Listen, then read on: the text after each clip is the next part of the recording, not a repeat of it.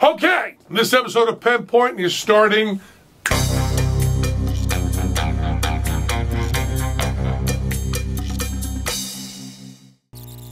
This episode of Penn Point is brought to you by the National Fight Against Drunk Driving. Over the limit, you're under arrest.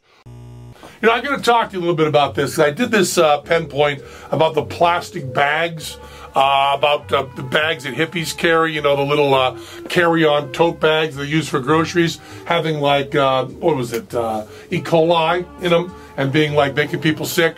And so I did this whole thing on that, and I kind of laughed about hippies thinking that, and, you know, carrying their own bags, and how stupid that is. And then somebody wrote to me on Twitter and said that I was dead wrong. And there's this thing on Consumer Reports right here, consumerreports.org. You can see that right there. Can reusable grocery bags make you sick, or is that just baloney? Consumer Reports uses the word baloney. I would use the word bullshit. What they say here is, you'll see this, an old saw in news business is consider the source.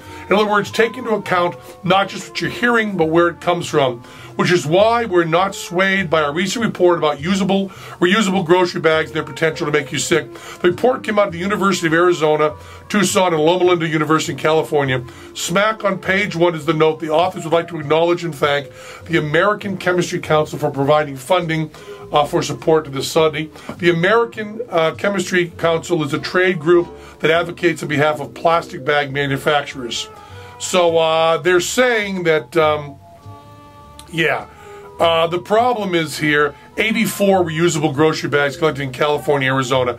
Just 84, not a big study. They don't actually say that it's completely and utterly bullshit that they found salmonella and E. coli in these reusable bags. But it's a very, very small study. And Consumer Reports, so I guess I kind of, sort of trust, I'm not sure, say that it's an advocacy group. So all I want to do is kind of step out of it. I kind of gave credence to that study by saying that I read it and believed it.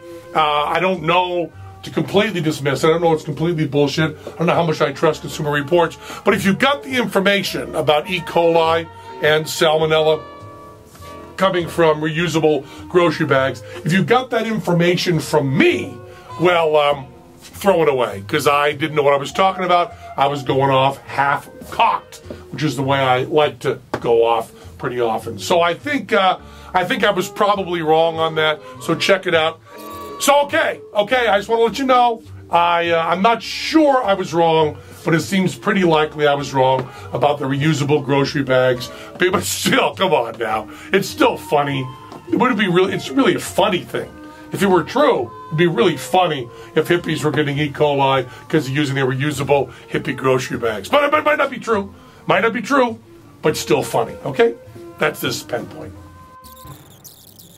This episode of Penn Point is brought to you by the National Fight Against Drunk Driving. Over the limit, you're under arrest. Who wants to spend Labor Day in jail?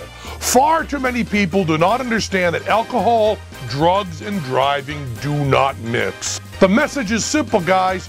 Drinking and driving, over the limit, under arrest. Don't put yourself and others in danger. If you've been drinking, just don't drive. Law enforcement officials will be out in force all over the country from August 25th through September 6th, cracking down on drunk drivers.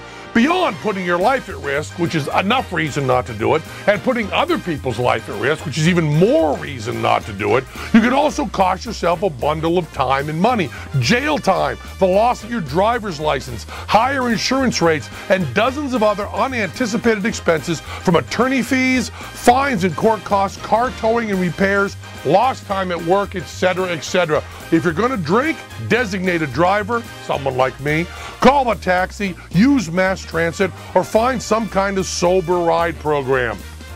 Really, all you got to do is not drive drunk. No one's telling you not to drive. No one's telling you not to drink, okay? I never had a drink in my life, but I am all for people getting as shit-faced as they want. Drink all you want, just don't drive. if you're going to do stupid stuff drunk, which a lot of people love to do, just don't do it where you can kill me and my family, okay? Just stay out of a car. It's all you got to do. Nothing could be simpler, okay? So this Penn Point's going to tell you don't drive drunk. How easy is that?